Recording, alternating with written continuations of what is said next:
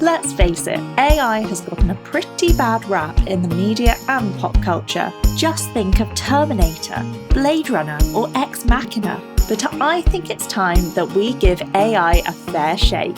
Welcome to Practical AI, the Capacity for Good, where we speak with some of the brightest minds in the industry about the exciting intersection of AI automation, customer support, and customer experience, and how we can use the latest and greatest technology to help teams do their best work.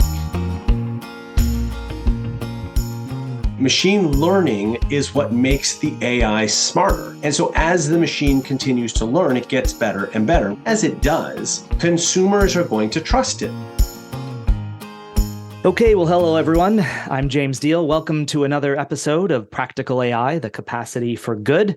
Joining me today is Dan Gingiss, the author, keynote speaker, and chief experience officer at The Experience Maker. Dan is an award-winning customer experience and customer service expert with over 20 years of experience helping companies create a competitive advantage with CX and teaching businesses and executives how to create experiences that turn customers into advocates. Dan was also recently named to the list of top customer experience influencers to follow in 2023 by CX Network. Welcome to the podcast, Dan. Well, thanks so much, James. It is a pleasure to be here. So, as I just mentioned, you were recently named as one of the top customer experience influencers to follow in 2023.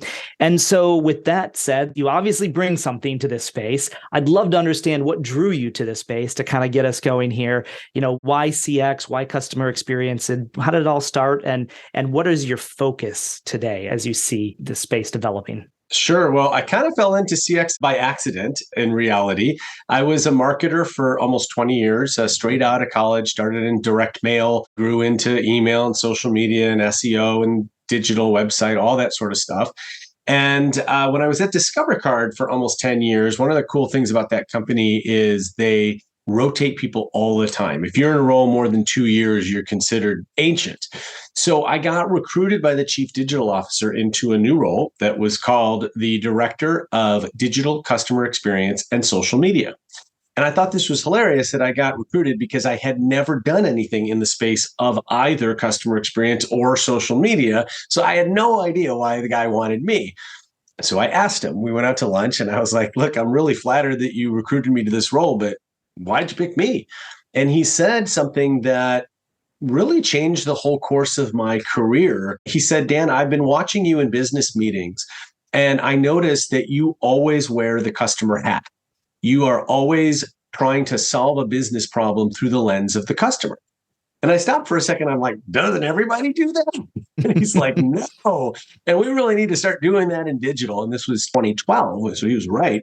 And as soon as I got into that role and I started to see how much power little customer experience changes could make, what it did to customer satisfaction, how you could so easily get customers to do something different that was better for them just by leading them a slightly different way, in terms of the options that you gave, et cetera, I was hooked. And what I like to joke with people is after 20 years, if I never have to do another marketing campaign again, it'll be too soon. I would prefer instead to build better customer experiences, because when we do that, our customers become our best marketers. They talk about us, and word of mouth marketing is priceless in every industry. You mentioned I'm a keynote speaker. How do you think I get onto stages? Most of the time, it's because someone else has seen me speak, or someone else has been told by their boss who saw me speak. And it's a referral business, just like almost any other business out there. It grows when other people are talking about you. Makes sense. So you've had a lot of experience in both the B2B and B2C, given your resume of some of the companies you've worked with. You just mentioned Discover as one of them. But what I'd love to do today is focus a little bit more on the B2B side of customer service. I think a lot of times when people think about customer experience, they think about that end user, you and me buying a plane ticket or interacting with a technology vendor or something. But I'd like to kind of see if we can focus this a little bit more on the B2B side of the customer experience. So I'd like to ask, what are your thoughts on a common assertion that B2B customer service representatives face more complex issues than their B2C counterparts? Is that true? Then what are some of the common challenges that B2B customer agents face that might be different? All right. So I know you don't have me on this show just to state the party line. So I'm going to jump right off the deep end here and tell you, having worked at both B2C and B2B, I don't think B2B is as different from B2C as it thinks it is. And I think one of the biggest problems is that B2B start with this false conclusion that we're different. And the reason why they're not different is that you're not selling to a building. You're not selling to a logo or an enterprise. You are selling to a person. There is a buyer at the other end. There are users of your technology at the other end. And guess what?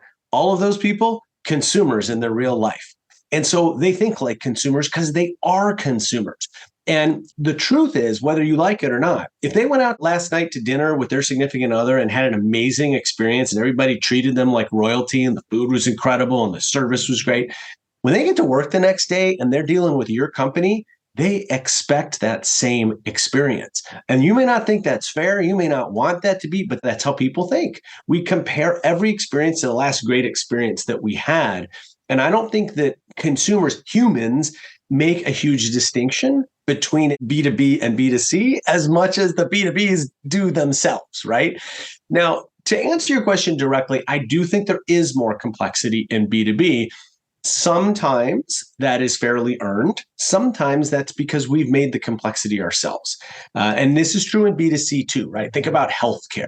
Healthcare is incredibly complex, but I'll argue it's the healthcare industry's fault that it's that complex. It doesn't have to be, but it just is. And I think B2B often leans into complexity because you're dealing with technology, you're dealing with many different use cases, customizations, all of this that kind of add on. And so, yes, I think it's fair to say broadly from an agent perspective that there probably is more complexity. I think that's fair. Okay. So in 2022, you did a video addressing customer service, and you talked about the importance of several things: being witty, immersive, shareable, extraordinary, and responsive. The couple that stood out to me in particular, the two, were immersive and extraordinary. I'd love for you to expound on that a little bit more. Sure. So you're referring to my WISER methodology, which is in my book and also in my keynote speeches. And what WISER is, it's a way of thinking to create the kinds of experiences that customers, B2B or B2C, want to talk about. Because ultimately, if we want referrals from them, they got to talk to somebody else. And that's what we want, right? We want them to say, man, I just had a great experience with ABC. I couldn't believe it when they did this. And so in order to create those kinds of experiences, and again, this is a bit of a consumer mindset, but it absolutely happens in the business world too. Think about the last time that you, without anybody asking you to, pulled out your phone to take a picture of something. Why did you do that? What was going on that was worthy of you pulling out your phone? And what the WISER methodology does is it helps companies create that experience, that moment where somebody says, I got to take a picture of this. Now, if we're lucky, they share it on social media and they've got 1 million followers. Doesn't always happen that way, right? Maybe they just share it with a colleague at work. Maybe they share it with a colleague at a different company. That's a pretty quick way to earn a referral, right? Hey, I heard you were looking for a great accountant. I just had this amazing experience with my accountant. Let me tell you about it. Okay, that's how referrals happen, right? So, but we've got to give them, as the song says, we got to give them something to talk about. So you asked about immersive and extraordinary. Immersive is probably the hardest of the five. I'll just be honest. An immersive experience is one that we feel in our bones, that like we wholeheartedly experience. And if you turn it around, the way to create an immersive experience is to either focus on one or more of the 5 senses or to focus on people's emotions. When we have an emotional moment, it's memorable, right? Positive or negative. But when you hit on my emotions, I'm going to remember that. Perfect example in a B2C world is I feel like you could walk me into a Starbucks blindfolded and I would know I was in a Starbucks, right? Because you know the sounds, you know the smells, you could taste the coffee and probably know it's Starbucks, right? And that's very intentional. The whole experience is built around you feeling things in your senses. Let me give you a B2B example. This is actually a former client of mine, just to disclose. Banco Dental is the third largest dental supplies and equipment distributor in the US. So they sell to dental offices or orthodontists, that sort of thing. Now, there's tons of equipment and supplies in a dental office, tons and tons, right? And they range from literally the tissue box on the counter, welcome table when you come in, all the way up to a $100,000 3D X-ray machine. And Banco sells all of this. They also sell design services. So if you are building a new office, or maybe you're refurbing your existing office, it's literally an interior design service for dentists. Okay, so how do we get dentists to think about redesigning their office? Because guess what? When they redesign their office, generally they're buying new equipment and they're buying whole new supplies and furniture, all of which Banco sells. So Banco created what they call a VIP experience. They fly out dentists and a guest because they know that if the spouse or the significant other comes, they're going to already increase their chances of success. They invite them out to one of 3 locations in the US where they have 25 working operatories already set up. The operatory is the room you go in to get your teeth cleaned, right? Now, when I say working operatory, what I mean is there's lights, there's machines, there's equipment, there's supplies, there's furniture. It works. You could get your teeth cleaned there if you really wanted to.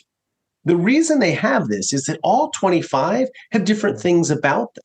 They have different kinds of furniture, different styles, different heights. Maybe you have a dentist that's really tall and needs a bit of a higher furniture so that they can reach stuff better. There's different ways, the overhead lighting, there's lots of different types that there are. So they let the dentists come in and play around and figure out what is most comfortable for them. Then they bring them into a room where they start to take the various pieces that the dentists like and they build the office for them. Now, all of this is done completely for free.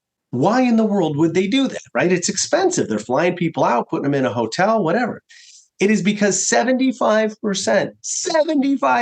of the dentists that they bring in for this full day experience end up redesigning their office with Banco Dental. And guess what? They also buy the furniture and the equipment and the supplies from them. So it's an upfront investment, but it is incredibly experiential. It is immersive because we're putting the dentist literally in the chair that he or she's going to sit in, and we let them experience it for themselves. So that's an example of immersive. No, that's great. I think you explained immersive very well to the point where I think it's pretty clear what the impact that an immersive experience has. So yeah, extraordinary. Now, what does extraordinary look like? Sure. So I would actually say extraordinary is the opposite side of the coin, in that I think it can be one of the easier ones. The reason for that is the definition of extraordinary simply means a little bit better than ordinary.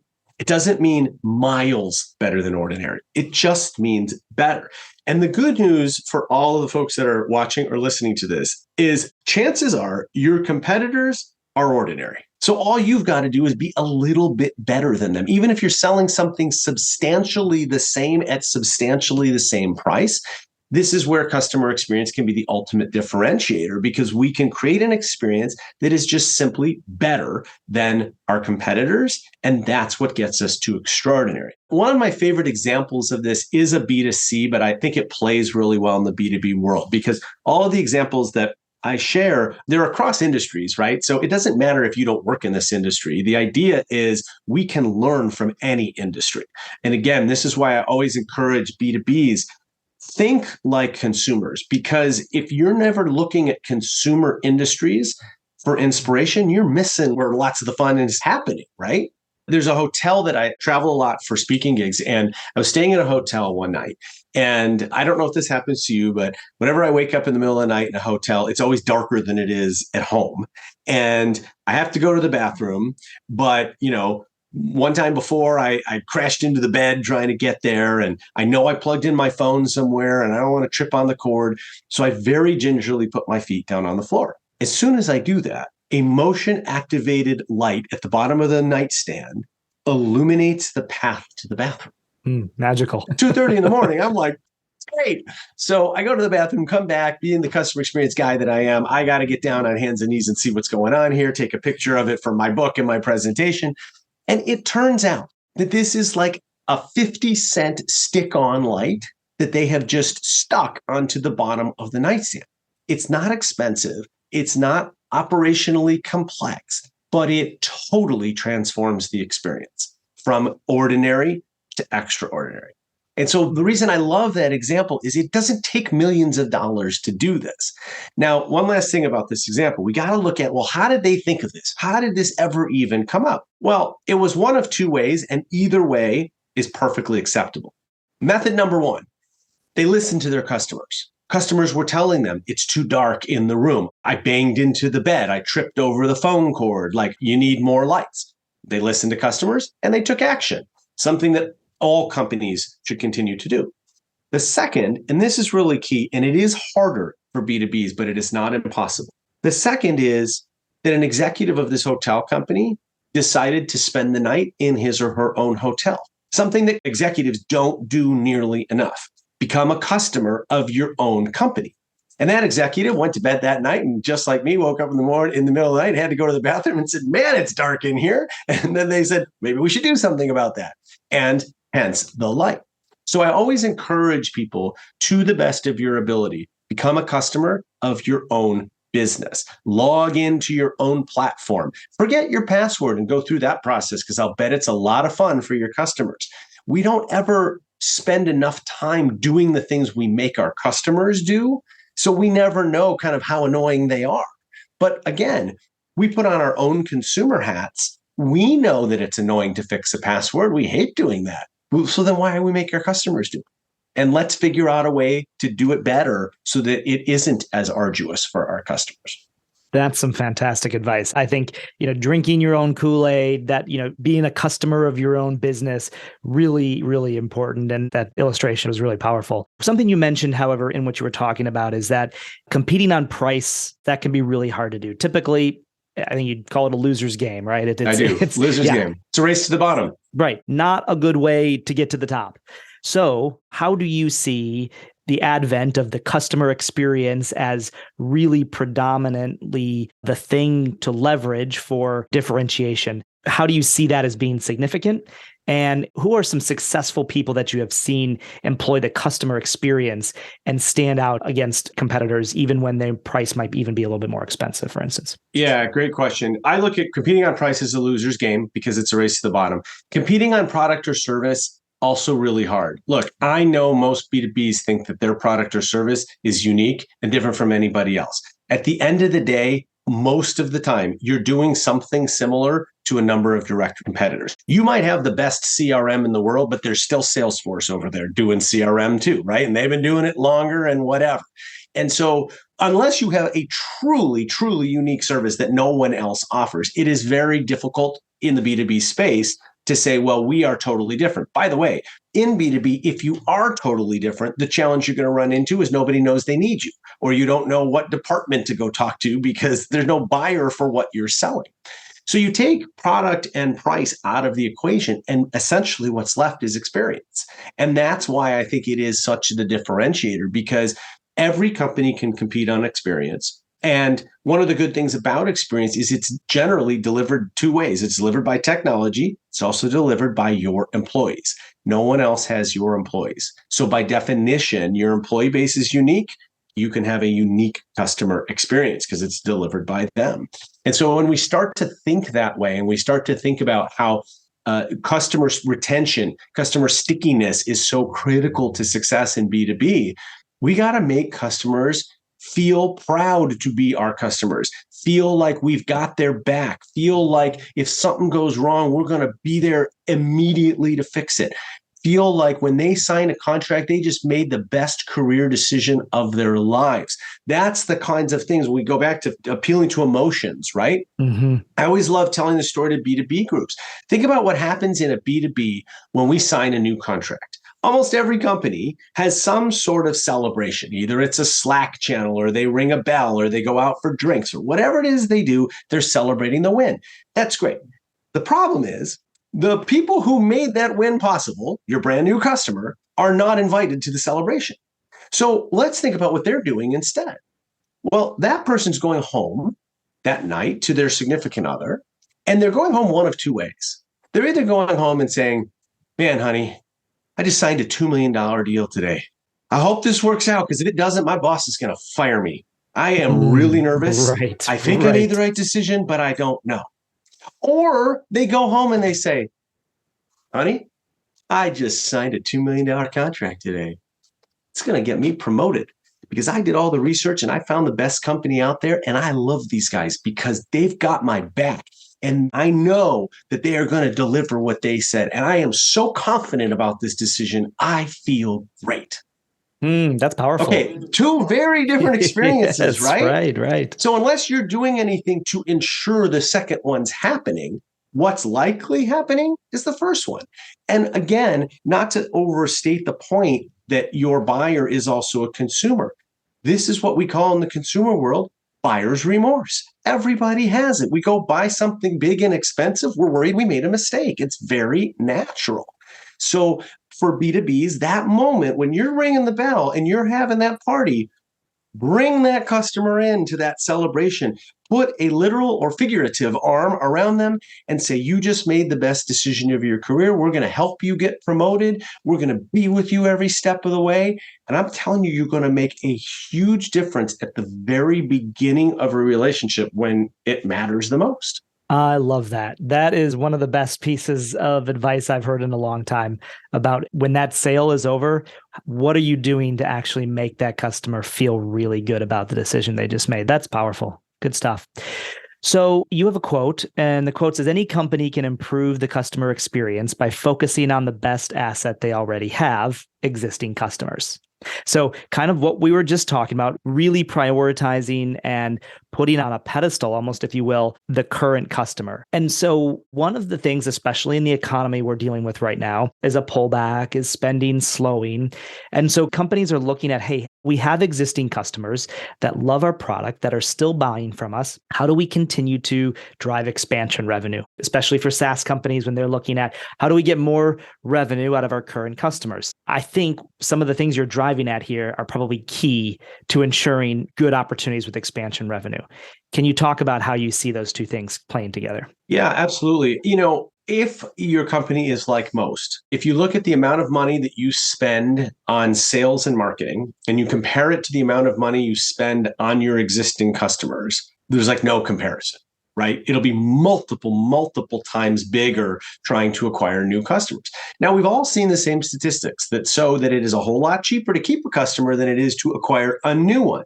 And yet we don't put the resources behind it. And part of that is because I think there is an over focus on what you're calling expansion of revenue, or other people call cross-selling, upselling, et cetera.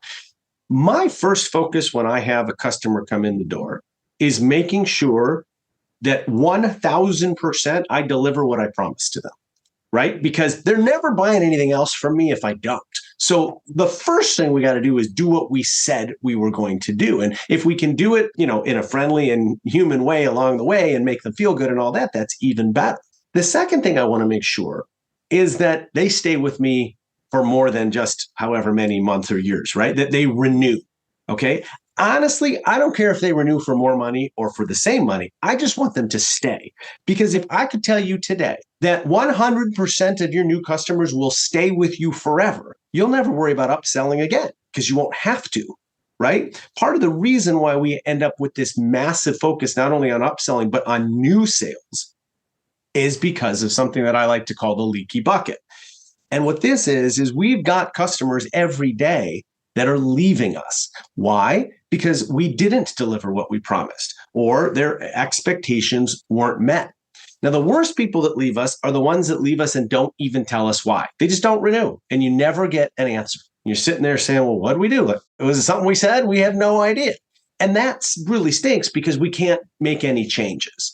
So I much prefer a customer, if they're going to leave, I much prefer they leave and give me all the litany of complaints, because at least I can figure out how to prevent the next customer from leaving. But again, we've spent very little money in the B2B space on trying to retain customers. There's so much of a focus on getting them to spend more.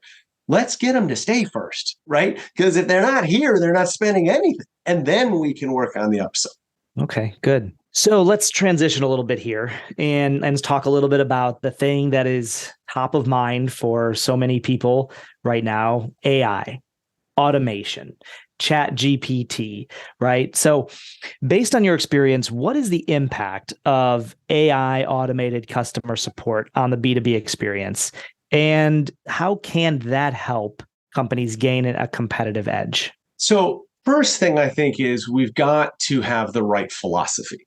Every time there is new technology, whatever it is, there are some companies that say, awesome, this is going to be great because now we don't need X again, right? And in the case of, say, chatbots, right, it was we could fire customer service people and save millions of dollars.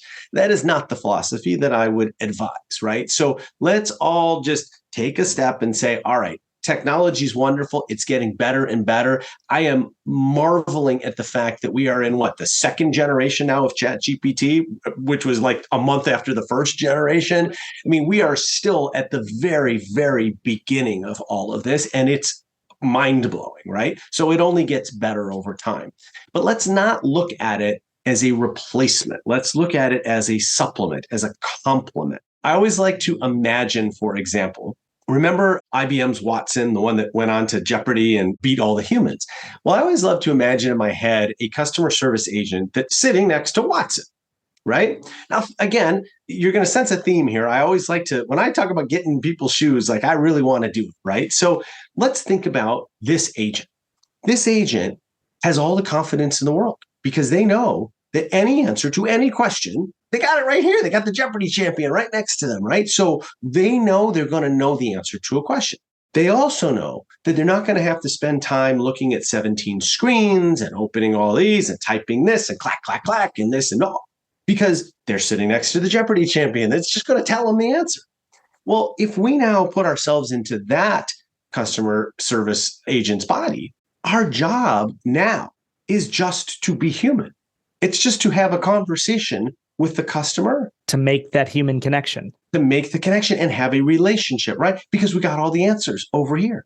Now, that is a fabulous use of AI because it's different from saying, oh, well, wait a minute, we don't even need Sally, the agent. We can just have Watson do it. Well, there we've lost the human interaction, right? And so to me, that's not as good of an answer. But when we have a fully informed, fully confident, and focused on the customer, Sally, right, who is now like, my whole job is just to relate to the customer. Now we've got a great experience for the customer because we have a nice person on the other line who is helpful and friendly. Guess what? They also know the answer to all my questions. They got all the answers. All the answers. So now we have, that's to me the perfect scenario. And again, when chatbots first came out, like the first thing that happened is a bunch of companies were like, okay, well, we'll just have the computers do it. And I think they found out really quickly, A, customers weren't ready for it, and B, neither was the technology. And so someday, maybe the technology will be good enough to look and sound like a human and have all of the answers and finally replace Sally's job. But I personally think we're still quite a ways from that. Yeah, I tend to agree with you on that. I think especially that there are so many things that consumers today, customers today feel like a chat conversation with a bot is sufficient for. But you get into a complex, you want some empathy, you want some understanding that the AI just doesn't have today. You have to talk to a human. That escalation has to be seamless and it has to be quick in order for that experience to even work. One thing I am excited about is now this ability with ChatGPT to sort of upload your own information, right? So let's say I've got 20,000 pages of user guides and every question that's ever been asked in the history of our company, and I can upload all this there. Again, not possible for a human to consume all of that. And even if we just think about how would your customer find that, like you got to search the right term and all that.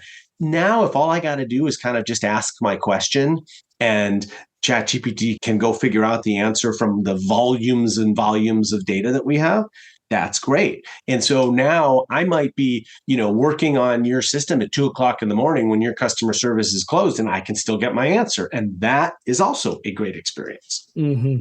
Absolutely. So what tactics can or should B2B companies use to measure the success of their customer support automation and its impact on customer service? Do the metrics change? Should how we measure success in that space start to look different now that we add automation and AI? Yeah. So I always like connecting metrics as quickly as possible to the bottom line. Because at the end of the day, when you're talking to a C-level executive, that's all they care about. Okay. And let's just take this from a CX perspective. There's lots of CX teams and they talk about their NPS score, net promoter score, right? It's a very good indicator of how we're doing at a moment in time, but it doesn't tell us why. And so I have witnessed this time and time again, right? When it goes up, everybody cheers and we ring the bell and we go to the Slack channel and we say, we're so great, our NPS score went up. And when it goes down, we say things like, oh, it must be the pandemic or the weather or climate change or, whatever. We blame it on something. The truth is we have no idea either way. None. And so what we have to start doing is we've got to start tying metrics like that back to the bottom line. So let's take your example.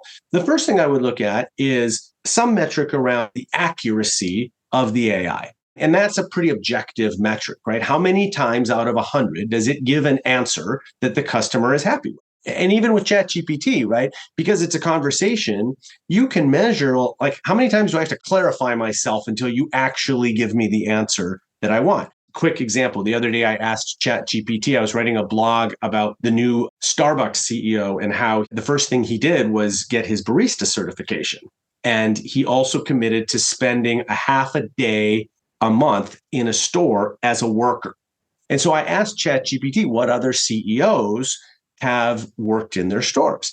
And it gave me an answer, but it wasn't what I was looking for. The answer it gave me was, here are 10 CEOs that started off on the front lines and rose up in the ranks to become a CEO.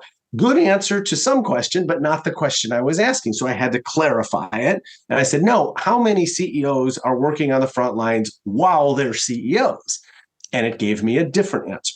So that we can objectively measure the percentage of time that the computer is right versus not right. Okay, now let's link that to some satisfaction measure, because we're going to have a one question survey at the end of each engagement that asks the customer, how satisfied are you? Or maybe it's an NPS question about, would you recommend us to a friend, et cetera. And we can see that all of the times that it's right, our NPS score is here, and all the times it's wrong, our NPS score is there. Now we take NPS and we link it to the retention of that customer, the retention rate. How long does that customer stay our customer? I think customer retention rate is probably the most important metric that any B2B should be measuring. Because again, as I said before, if 100% of the customers we bring in the door never leave, our entire business looks a whole lot different than it looks today. And so if we can take the accuracy, connect it to the satisfaction, and connect the satisfaction to the retention rate, now we basically can tell our executives the accuracy is driving retention. And that is a number that they understand because they know the value of every customer is X thousand dollars. And so the more customers we retain, the more money we make. Great structure for being able to look at that. And those are the kind of things that I think businesses are going to have to be rethinking, is how do we look at what AI is doing for us or not doing for us? And how do we, and to your point, draw that to the bottom line? Yeah. And I suppose there is a piece on this bottom line thing, to be fair. There's a piece where there's probably a cost savings as well, because the AI probably has replaced some hours of human work. And obviously in your calculation, you'd add that in as well. Yeah, absolutely. So I'd like you to put your kind of futuristic hat on, think about AI and customer service in the future. So as this evolves, what do you think customer support looks like a decade from now? And maybe even it's 2 years from now, right? At the rate at which technology is evolving. It's going to be 2 weeks from now. Yeah, absolutely, right? So just look in the future. What are some key things you see changing or expanding from what we see that today? Yeah, I think that, one of the things we often either don't talk about when we talk about AI, or we mush it together like it's the same thing, is machine learning, right? Machine learning is what makes the AI smarter.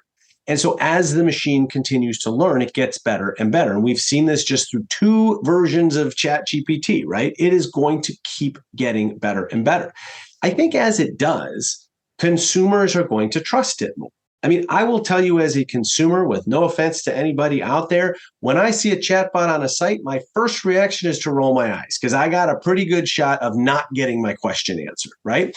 And part of that is because, look, initial chatbots were pretty dumb. It was like, it was basically taking the IVR from the phone, which is the press 1 for this, press 2 for this, and just digitizing it.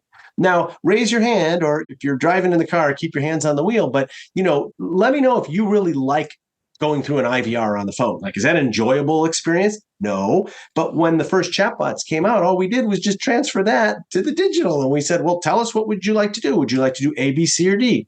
Well, I'd like to do L. Is that a choice? No, I'm sorry, it's not. Okay, well, then we're Agent. done. Right. Right. And so I think that because there was a lot of frustration caused to users, business users, my belief is there's a lot of skepticism. As it gets better, that skepticism will go away. And I do think there is a time. I don't think it's right now. I think right now humans, especially post-pandemic, we crave human interaction. So we want to talk to another human. But I do think over time, as this gets better and we start to trust that, yeah, I can ask this robot pretty much anything and I'm going to get the right answer, we're going to feel better about it. And I do think, whether it's 10 years down the road or whatever it is, that we will start to see the vast majority of customer service interactions happen without a human. I still think you will always have those super technical, super complicated, once in a lifetime, unique questions that you're going to need a human for. But I see that percentage going way down as the machine learning goes way down. Yeah, makes sense. I mean, I think right now there's nothing more frustrating than a bad experience with a chatbot. But I also think a great experience is one where you, in a sentence, say what you need, they understand it, they get you your answer, and you move on. It's like, that's an amazing experience. So when it's good, it's great. When it's bad, it's horrible. I think. Yes. And we need a little bit more consistency for people to start trusting. I just read a story today, a pretty frightening story about something that ChatGPT did that, in my mind, causes me to trust it less. And so we've got to get to a point, and I fully believe in version whatever number it's going to be, that we will be able to trust it. I mean, I don't know if people know this, but at the bottom of every page on ChatGPT, it says information may not be correct. Right, right. It's right there. And so it is telling us, hey, it's still learning, right? And it will continue to get better. And so as it does, we'll trust it more. And then I think consumers will be more willing. I won't roll my eyes when I land on a chatbot. I'll be like, oh, I'm going to get my answer quickly. And that will be a great feeling. And to your point earlier, I think it's about the data. I mean, that really is the underlying part. The large language model and ChatGPT is just a tool to easily interact with and extract information from the data. So it's about the data set. And as you said, when you have a company that puts their data set behind the tool, that's where you're going to get good data. You're going to get good answers. Hopefully, because garbage in, garbage out is still going to be a problem, right? And so if we've got good data, if we've got really good documentation, and we do have all of the answers well documented, then yeah, this thing will work super well for us. If it's a bunch of junk, it's not going to. Yeah, agreed. Well, so just kind of wanted to open this up as we wrap up here. Is there anything else that we think about the B2B customer experience? You've touched on retention. You've talked about the immersive experience, the extraordinary experience. I'd heard recently that if you can just consistently deliver a little above average, and I think that's kind of what you were touching on, that extraordinary experience doesn't take that much more than ordinary or than average. So we've talked about some of these things. Is there anything else that you'd kind of like to add in closing as we kind of start to wrap up here around key findings or your insights around this topic we've been discussing today? Yeah, anytime you're in a meeting and the conversation goes to a place where somebody says, well, we've always done it that way, or we're doing it this way because all our competitors do it this way, those should be bright, loud sirens in your head saying, this is not how we should do it. Because if all of our competitors are doing it this way, then we're not going to be differentiated. Mm-hmm. And if we've always done it this way, it probably means it's old thinking, right? And even if it was working, maybe it can work better. Let me leave you with this story, which is probably one of my favorite B2B stories from my book. There was a design company, a website design company that was working with a B2B client. And they were redesigning the website. And the client was absolutely adamant that they wanted a certain navigation structure at the top of the page. You've probably seen it: products, services, resources, et cetera, et cetera, et cetera. And the design agency said, no, you don't want this. And they said, yes, we do, because this company has it, and this company has it, and this company has it. We want to be like them. And they said, But the problem is those aren't the right headings. They're back and forth. The design agency finally says, fine, we're going to prove it to you. And they go out and they do a survey. And they've essentially built a website of ABC company, and they go out to users and they say, hey, if you were looking for this, where would you go on this site? And they offer them products, services, resources, and something else. The study came back, and it will blow your mind. Basically, all 4 answers came up equally the number of times. Right? In other words, no one had any idea where to find anything. But this company wouldn't move because their competitors were using the same navigation. So they felt like that's what they had to do. Wrong answer.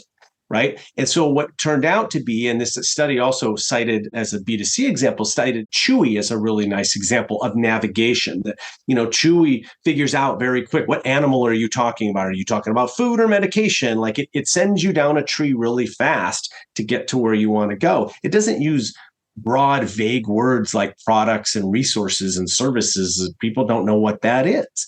But that's a great example of a way we've always done it or a way our competitors are doing it. And you should stop yourself and say, we got to do something different. And I do think that AI is going to help us with this and is going to help to figure out how to solve these things in a different way. And so that makes me very positive about it. But as you're thinking about other aspects of the business and of the experience that have nothing to do with AI, those are generally the warning signs that I try to pay attention to. And if you start paying attention, you will realize how often it actually comes up. Why does our invoice say this? I don't know. It's always said it that way. Okay, let's change it. So. Right. Great insight, very practical and applicable to businesses and B2B and what we're dealing with right now, trying to identify how do we differentiate ourselves in an extremely competitive market, customer experience. So in wrapping up, one more question here as we talk about experiences. This one's a softball. So if you could create a life experience, when I personally think about opportunities with family or friends that are memorable, those are typically experiences, right? Those are the things that, as you were talking about, the sense, they engage the senses, they create emotion, and they make memories. So in the business that you're in with customer experience, if you could create a life experience for yourself or your family without regard to cost, what would that be? What would it look like? Wow. That's a great question. I have never been asked that question before. I'm going to cheat a little bit and say that the answer is different for everyone. And so as business people, we have to understand and appreciate that. Is that whatever answer I give you, your answer is going to be different because you're a different person. You have different family members, you have different likes and tastes and all that sort of thing. And so I guess my broad answer, which again might be a little bit cheating, is that I would wish for an experience that was customized to me and my family, that it felt like it was designed for us, not for us and the Diels and the Smiths and the Joneses, but just for us. And that, whatever that is going to look like, I know it's going to feel great. Yeah. Well, hey, it was so great to chat with you today, Dan. Appreciate your time. This was very insightful and I think helpful. And I look forward to being able to chat sometime in the future. Well, thank you so much. It's been a pleasure being here. I appreciate it. And if anybody else, wants to talk or has a question, one of the things I preach in my book, the R in Wiser, is being responsive. So please reach out. I'll be happy to respond. My email is dan@dangingiss.com. That's me. It's not an assistant. It's not a bot. It's just going to be me. So if you have a question or hit me up on LinkedIn or wherever you like to be, would love to continue the conversation. Perfect. Well, thanks for joining us today and take care. So long. Practical AI, the capacity for good, is brought to you by Capacity, an automated help desk, knowledge base, and customer experience platform. Be sure to subscribe, rate, and review us on Apple Podcasts, Spotify, and Google Podcasts, or anywhere else podcasts are found, and click follow so you don't miss out on any future episodes. And if you would like to improve your customer experience and internal operations, head over to capacity.com and get started for free. On behalf of the whole team, thanks for listening.